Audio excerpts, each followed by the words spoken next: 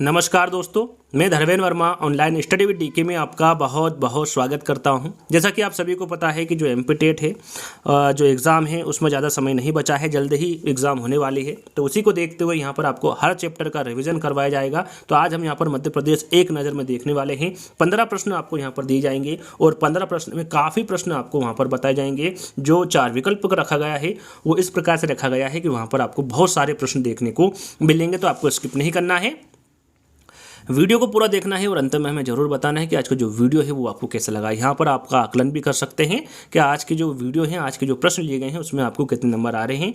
जो यहाँ पर मानचित्र आपको दिख रहा है ये एमपी का यानी कि मध्य प्रदेश का मानचित्र है। इसके बारे में छोटी सी मैं आपको जानकारी दे देता हूँ। इसकी स्थापना तो हम अब प्रश्न में देखेंगे, लेकिन मध्य प्रदेश का नाम मध्य प्रदेश क्यों पड़ा इसके बारे में आपको पता होना चाहिए कि भारत के मध्य भाग में स्थित होने के कारण इसका नाम मध्य प्रदेश पड़ा। और भी मध्य प्रदेश के अन्य नाम हैं, किस किस नाम से मध्य प्रदेश जाना जाता है इसके बारे में आपको जानकारी होना चाहिए। भारत का हृदय प्रदेश, भारत के बीच में स्थित है इसलिए इसको हृदय प्रदेश के नाम से जाना जाता है। नदियों का मायका मध्य प्रदेश को कहा जाता है। सोयाबीन राज्य, जहां पर सबसे ज़्यादा सोयाबीन मध्य प्रदेश में होता है इसलिए इसे सोयाबीन राज्य भी कहते हैं। कोहिनूर प्रदेश, अपने पन्ना का नाम सुना होगा, व सेंट्रल प्रोविंसेस, ये मध्य प्रदेश के अन्य नाम हैं। तो इनके बारे में भी आपको जानकारी होना चाहिए। एक ही वीडियो में सारा चैप्टर को मैं खत्म कर दूंगा, तो आपको स्किप नहीं करना है। तो सबसे पहले आपको क्या करना है, वीडियो को लाइक करना है, शेयर करना है और चैनल को सब्सक्राइब कर लेना है। यदि इस वीडियो पर अच्छा रिस्पॉन्स मिला तो ही मैं आगे के चैप्टर, आगे के अध्याय आपको 1 बाय 1 करके दे पाऊंगा। तो देखिए, सबसे पहले तो आपको पता होना चाहिए कि मध्य प्रदेश की राजधानी क्या है। यदि आप मध्य प्रदेश में रहते हैं तो आपको पता होगा, यदि आप मध्य प्रदेश में नहीं भी रहते हैं तो आपको राजधानियों के बारे में तो पता होगा कि मध्य प्रदेश की जो राजधानी है वो क्या है, भोपाल है। चलिए शुरू करते हैं। देखिए, आज का पहला प्रश्न है, मध्य प्रदेश की स्थापना कब हुई थी। पहला प्रश्न आपसे पूछा गया है, मध्य प्रदेश की जो स्थापना है ये कब हुई थी। 1 नवंबर 1956 को, 1 नवंबर 1957 को, 1 नवंबर 1958 को या फिर 1 नवंबर 1959 को मध्य प्रदेश की स्थापना के बारे में पूछा गया है।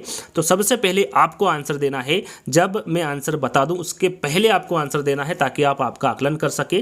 तो यहाँ पर मध्य प्रदेश की स्थापना पूछी गई है, चाहे तो आप कमेंट्स के माध्यम से या फिर कॉपी में आंसर लिख सकते हैं। तो मध्य प्रदेश की स्थापना कब हुई थी, तो ये 1 नवंबर 1956 को हुई थी। याद रखिएगा, मध्य प्रदेश की स्थापना 1 नवंबर 1956 को हुई थी। यदि मध्य प्रदेश के पुनर्गठन के बारे में पूछे तो वो 1 नवंबर 2000 को हुआ था। कब हुआ था पुनर्गठन मध्य प्रदेश का?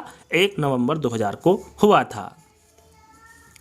मध्य प्रदेश के सीमावर्ती राज्य कौन कौन से। यदि आपने सीटेट की एग्जाम दी होगी तो सबसे ज़्यादा बार पूछा जाने वाला प्रश्न था सीमावर्ती राज्य। आपको कोई सी भी राज्य दे दिया जाता और वहाँ पर सीमावर्ती राज्य के बारे में पूछा जाता। आप यहाँ पर एमपीटेट की तैयारी कर रहे हैं, एमपीटेट का एग्जाम देने जा रहे हैं, तो आपको पता होना चाहिए कि मध्य प्रदेश के सीमावर्ती राज्य कौन कौन से हैं। मध्य प्रदेश से सटे हुए राज्य कौन से हैं उनके बारे में आपको पता होना चाहिए। तेलंगाना, असम, छत्तीसगढ़, तमिलनाडु और गुजरात, उत्तर प्रदेश, महाराष्ट्र, छत्तीसगढ़, राजस्थान और गुजरात, त्रिपुरा, मणिपुर, उत्तर प्रदेश, गुजरात और उड़ीसा या फिर राजस्थान, महाराष्ट्र, नागालैंड, उत्तर प्रदेश और पश्चिम बंगाल। मध्य प्रदेश के सीमावर्ती राज्य के बारे में आपको बताना है। तो सबसे पहले आपको पता होना चाहिए कि जो मध्य प्रदेश है ये 5 राज्यों से घिरा हुआ है। कितने राज्यों से? 5 राज्यों से घिरा हुआ है। अब वो 5 राज्य कौन कौन से हैं उनके बारे में आपको जानकारी होना चाहिए। तो यहाँ पर उत्तर प्रदेश होगा, महाराष्ट्र होगा, छत्तीसगढ़ होगा, राजस्थान होगा और गुजरात होगा। याद रखिएगा, उत्तर प्रदेश, महाराष्ट्र, छत्तीसगढ़, राजस्थान और गुजरात, इन 5 राज्यों से घिरा हुआ है मध्य प्रदेश। नहीं, मध्य प्रदेश के सीमावर्ती राज्य कौन कौन से होंगे? उत्तर प्रदेश होगा, महाराष्ट्र होगा, छत्तीसगढ़ होगा, राजस्थान होगा और गुजरात होगा। इन 5 राज्यों के बारे में आपको जानकारी होना चाहिए। यदि आपसे पूछे कि कौन सा राज्य किस दिशा में है तो उत्तर में उत्तर प्रदेश है, पूर्व में छत्तीसगढ़ है, दक्षिण में महाराष्ट्र है और पश्चिम में गुजरात है। और यहाँ पर राजस्थान की बात करें तो ये उत्तर पश्चिम में स्थित है राजस्थान मध्य प्रदेश का। तो इनके बारे में भी आपको जानकारी होना चाहिए। तीसरा प्रश्न, वर्तमान में मध्य प्रदेश के राज्य निर्वाचन आयोग के अध्यक्ष कौन है। आपको, यदि आप एमपीटेट की तैयारी कर रहे हैं तो आपको वर्तमान में और प्रथम, यानी कि वर्तमान में कौन है और प्रथम बार कौन क्या बने थे इसके बारे में आपको जानकारी होना चाहिए। तो इस वीडियो के माध्यम से सारी जानकारी दूंगा। तो यहाँ पर मध्य प्रदेश के राज्य निर्वाचन आयोग के अध्यक्ष के बारे में पूछा गया है। मंगू भाई छगन भाई पटेल है, शिवराज सिंह चौहान है, श्रीमती इमरती देवी है या फिर श्री बसंत प्रताप सिंह है। मध्य प्रदेश के राज्य निर्वाचन आयोग के अध्यक्ष के बारे में पूछा गया है। तो शिवराज सिंह चौहान के बारे में तो आपको सभी को पता ही है कौन है, ये हमारे मध्य प्रदेश के मुख्यमंत्री जी हैं। तो ये यहाँ पर विकल्प तो कट गया आपको। मंगू भाई, छगन भाई पटेल, श्रीमती इमरती देवी और श्री बसंत प्रताप सिंह में बताना है कि कौन मध्य प्रदेश के राज्य निर्वाचन आयोग के अध्यक्ष हैं। तो आपका राइट आंसर क्या होगा? श्री बसंत प्रताप सिंह, ये मध्य प्रदेश के राज्य निर्वाचन आयोग के अध्यक्ष होंगे। मंगू भाई, छगन भाई पटेल, ये कौन है? तो ये वर्तमान में मध्य प्रदेश के राज्यपाल है, याद रखिएगा। यदि वर्तमान में मध्य प्रदेश के राज्यपाल के बारे में पूछे तो मंगू भाई, छगन भाई पटेल होंगे। शिवराज सिंह चौहान, ये वर्तमान में मध्य प्रदेश के मुख्यमंत्री हैं।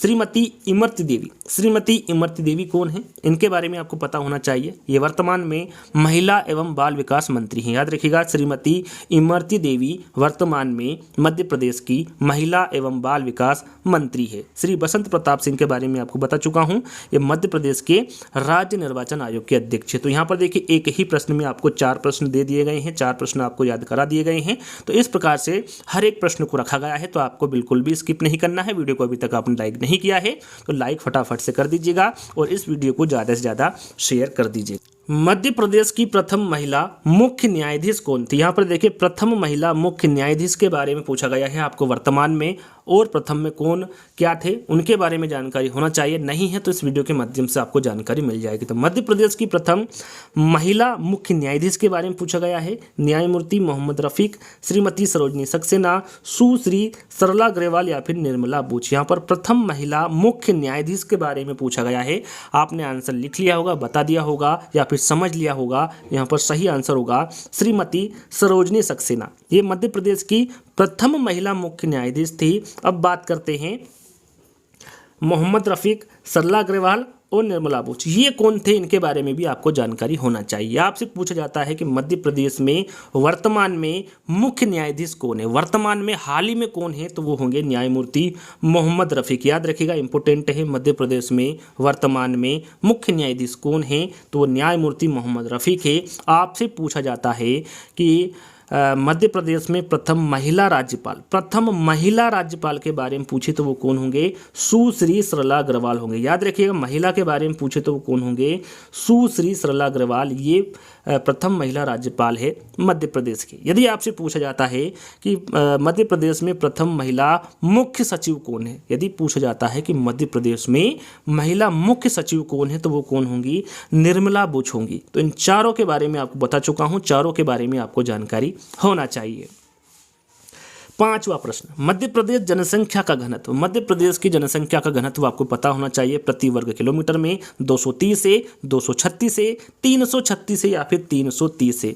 मध्य प्रदेश जनसंख्या का घनत्व क्या है? आपने आंसर दे दिया होगा। इसका सही आंसर होगा 236 प्रति वर्ग किलोमीटर। ये मध्य प्रदेश जनसंख्या घनत्व होता है। मध्य प्रदेश के प्रथम मुख्यमंत्री, जैसे कि आपको वर्तमान में तो सभी को पता है कि वर्तमान में श्री शिवराज सिंह चौहान हमारे मध्य प्रदेश के मुख्यमंत्री हैं, लेकिन प्रथम कौन थे इसके बारे में आपको जानकारी होना चाहिए। डॉक्टर बी पट्टाभी सीतारमैया है, पंडित रविशंकर शुक्ल है, पंडित कुंजीलाल दुबे है या फिर TN श्रीवास्तव है। मध्य प्रदेश के प्रथम मुख्यमंत्री कौन थे? आपने आंसर लिख लिया होगा। इसका सही आंसर होगा पंडित रविशंकर शुक्ल। ये मध्य प्रदेश के प्रथम मुख्यमंत्री थे। अब बात करते हैं डॉक्टर बी पट्टाभी सीतारमैया की, कुंजीलाल दुबे की और TN श्रीवास्तव की। ये कौन थे? इनके बारे में भी आपको पता होना चाहिए। जैसा कि मैंने थोड़ी देर पहले बताया था कि मध्य प्रदेश में प्रथम महिला राज्यपाल कौन थी, तो मैंने आपको सही आंसर क्या बताया था? सरला अग्रवाल। यदि आपसे पूछा जाता है कि मध्य प्रदेश में प्रथम राज्यपाल कौन थे, डायरेक्टली यानी कि पुरुष के बारे में पूछा जाए आपसे, तो वो कौन होंगे? Doctor B Pattabhi Sitaramayya. यदि महिला पूछा जाए तो आपका सुश्री सरला अग्रवाल राइट आंसर होगा, और पुरुष के बारे में पूछा जाए या फिर मध्य प्रदेश के प्रथम राज्यपाल कौन थे पूछा जाए तो वो डॉक्टर बी पट्टाभी सीतारमैया थे। पंडित कुंजीलाल दुबे कौन थे? इनके बारे में पूछा जाता है तो ये प्रथम विधानसभा अध्यक्ष थे। यदि पूछा जाता है कि मध्य प्रदेश के प्रथम विधानसभा अध्यक्ष कौन थे तो वो पंडित कुंजीलाल दुबे थे। यदि आपसे वर्तमान में पूछा जाता है कि वर्तमान में मध्य प्रदेश के विधानसभा अध्यक्ष कौन है तो वो श्री गिरीश गौतम कौन है? यहाँ पर आपको लिख देता हूं मैं, गिरीश गौतम। ये वर्तमान में है, याद रखिएगा वर्तमान में जो विधानसभा अध्यक्ष होंगे वो गिरीश गौतम होंगे और प्रथम कौन होंगे तो पंडित कुंजीलाल दुबे होंगे। अब बात करते हैं टी.एन. श्रीवास्तव की। टी.एन. श्रीवास्तव कौन है तो जो टी.एन. श्रीवास्तव है ये प्रथम राज्य सूचना आयोग के अध्यक्ष, याद रखिएगा मध्य प्रदेश के प्रथम राज्य सूचना आयोग के अध्यक्ष कौन होंगे तो वो टी.एन. श्रीवास्तव होंगे। तो इन चारों के बारे में आपको जानकारी होना चाहिए।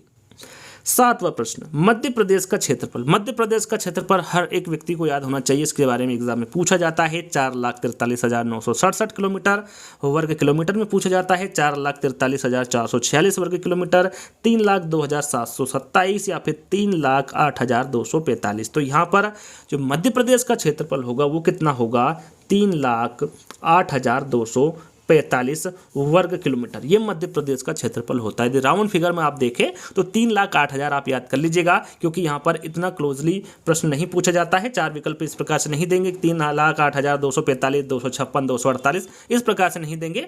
दूर दूर आपको विकल्प देखने को मिलेगा। जिस प्रकार से ये विकल्प दे रखे हैं इसी प्रकार से आपको एग्जाम में भी प्रश्न देखने को मिलेगा। यदि आपने 3,08,000 याद कर लिया तो आप वहाँ पर आसानी से आंसर लगा सकते हैं कि 3,08,245 वर्ग किलोमीटर होता है मध्य प्रदेश का क्षेत्रफल। मध्य प्रदेश के वर्तमान लोकायुक्त कौन है। देखिए यहाँ पर वर्तमान पूछा गया है, आपको ध्यान ये देना है कि वर्तमान पूछा गया है या फिर प्रथम पूछा गया है।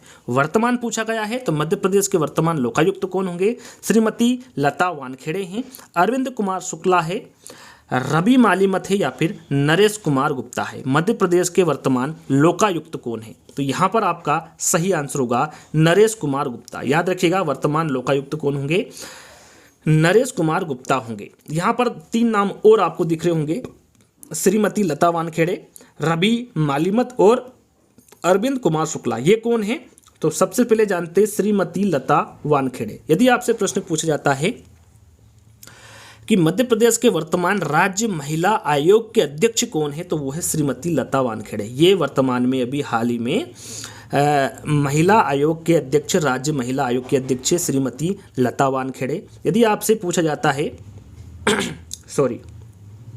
कि राज्य मुख्य सूचना आयुक्त के अभी वर्तमान में कौन अध्यक्ष हैं तो वह है अरविंद कुमार शुक्ला। कौन है, अरविंद कुमार शुक्ला। यदि आपसे पूछा जाता है कि उच्च न्यायालय के मुख्य न्यायाधीश कौन है, उच्च न्यायालय के मुख्य न्यायाधीश वर्तमान में मैं आपको बता रहा हूं चारों विकल्पों में, वर्तमान में उच्च न्यायालय के मुख्य न्यायाधीश कौन होंगे तो रवि मालीमत होंगे। कौन होंगे, रवि मालीमत, ये उच्च न्यायालय के मुख्य न्यायाधीश होंगे। तो इन चारों के बारे में आपको जानकारी होना चाहिए कौन क्या है वर्तमान में। अगला प्रश्न है मध्य प्रदेश के कुल लोकसभा सीट कितनी होगी। देखिए यहाँ पर लोकसभा सीट कितनी होती है, विधानसभा सीट, राज्यसभा सीट, संभाग कितने हैं, जिले कितने हैं, इनके बारे में आपको जानकारी होना चाहिए। तो यहाँ पर लोकसभा सीटों के बारे में पूछा गया है कितनी है मध्य प्रदेश में, 29 है, 11 है, 230 है या फिर 10 है। तो लोकसभा सीट के बारे में पूछा गया है तो कितनी होगी, 29 होगी। यदि आपसे पूछा जाता कि राज्यसभा सीट कितनी है मध्य प्रदेश में, राज्यसभा सीटें कितनी हैं तो वो होगी आपकी 11। कितनी है, राज्यसभा सीट 11 है, लोकसभा सीटें 29 है। 230 क्या है, 230 जो सीटें हैं ये लोकसभा की है, किसकी है, लोकसभा। याद रखिएगा लोकसभा की सीटें कितनी हैं, 230 है। 10 क्या है तो 10 संभाग है। याद रखिएगा मध्य प्रदेश में कुल कितने संभाग है तो 10 संभाग है, तो इसके बारे में आपको जानकारी होना चाहिए। 29 क्या है, लोकसभा सीट है, 11 क्या है, राज्यसभा सीट है, 230 क्या है, लोकसभा सीट है, 10 क्या है, संभाग है। याद रखिएगा मध्य प्रदेश में कुल संभागों की संख्या कितनी है, 10 है। चलिए आगे बढ़ते हैं। मध्य प्रदेश का उच्च न्यायालय कहाँ है, जो उच्च न्यायालय है मध्य प्रदेश में वो कहाँ पर है, जबलपुर में है, ग्वालियर में है, इंदौर में है या फिर इनमें से कोई नहीं। मध्य प्रदेश का उच्च न्यायालय के बारे में पूछा गया है तो वो कहाँ पर है, जबलपुर में है। याद रखिएगा यहाँ पर जो ग्वालियर और इंदौर हैं ये उच्च न्यायालय की खंडपीठ है। यदि पूछा जाता है कि उच्च न्यायालय की खंडपीठ क्या है तो ग्वालियर और इंदौर है। याद रखिएगा दोनों इंपोर्टेंट हैं। मध्य प्रदेश का उच्च न्यायालय डायरेक्ट पूछे तो जबलपुर में है, उसकी खंडपीठ है 2, ग्वालियर और इंदौर। इसका गठन कब हुआ था उच्च न्यायालय का, तो इसका गठन हुआ था 1956 में। कब हुआ था, 1956 में मध्य प्रदेश के उच्च न्यायालय का गठन हुआ था। चलिए मध्य प्रदेश में विकास खंड कितने हैं? यहाँ पर देखिए विकास खंड पूछा जाता है, कुल नगर, नगर निकाय, नगर निगम, नगर पालिका, नगर पंचायत, इन सभी के बारे में पूछा जाता है। तो इन सभी के बारे में आपको जानकारी होना चाहिए। तो यहाँ पर विकास खंड के बारे में पूछा गया है, 52 है, 313 है, 428 है या फिर 264 है। तो मध्य प्रदेश में विकास खंड कितने हैं आपने आंसर दे दिया होगा। इसका आंसर है 313। याद रखिएगा, इंपोर्टेंट है, मध्य प्रदेश में विकास खंड की जो संख्या होगी वो कितनी होगी, 313 होगी। डायरेक्ट पूछे तो 313 होगी। यदि आपसे पूछा जाता है कि आदिवासी विकास खंड कितने हैं मध्य प्रदेश में, तो वो है 89। कितने हैं, 89। याद रखिएगा, इंपोर्टेंट है, मध्य प्रदेश में आदिवासी विकास खंड कितने होंगे, तो वो 89 होंगे। अब यहाँ पर देखिए 3 विकल्प और हैं। 52 क्या है मध्य प्रदेश में, तो ये सभी को पता है, जिले हैं। याद रखिए क्या है, जिले। मध्य प्रदेश में जिलों की संख्या कितनी है, वो है आपकी 52। याद रखिएगा कितने जिले हैं, तो 52 जिले हैं मध्य प्रदेश में, 313 विकास खंड है। 428 क्या है, जल्दी से कमेंट्स के माध्यम से बताइए 428 क्या है मध्य प्रदेश में। 428 क्या है, तो ये तहसील है। याद रखिएगा, तहसील क्या है, तहसील। 428 आपने 424 पढ़ी होगी, लेकिन 4 जो तहसील है उनका गठन कर दिया गया है, उनको मंजूरी दे दी गई है। याद रखिएगा 10 नवंबर 2021 को मुख्यमंत्री शिवराज सिंह चौहान की मंत्री परिषद में 4 नई जो तहसील है उनका गठन हो गया है, उनको मंजूरी दे दी गई। कितनी तहसील को, 4 तहसील को। कब दी गई है, 10 नवंबर 2021 को। तो अब टोटल कितनी तहसील हो गई है, 428। थोड़ा सा करेक्शन कर लीजिएगा, 428 अभी हाल ही में मध्य प्रदेश में तहसील है। 264 की बात करें तो ये क्या है मध्य प्रदेश में, तो याद रखिएगा 264 नगर पंचायत। क्या है, नगर पंचायत। 264 पूछे कि मध्य प्रदेश में नगर पंचायत की जो संख्या है वो कितनी है, तो वो आपकी कितनी होगी, 264 होगी।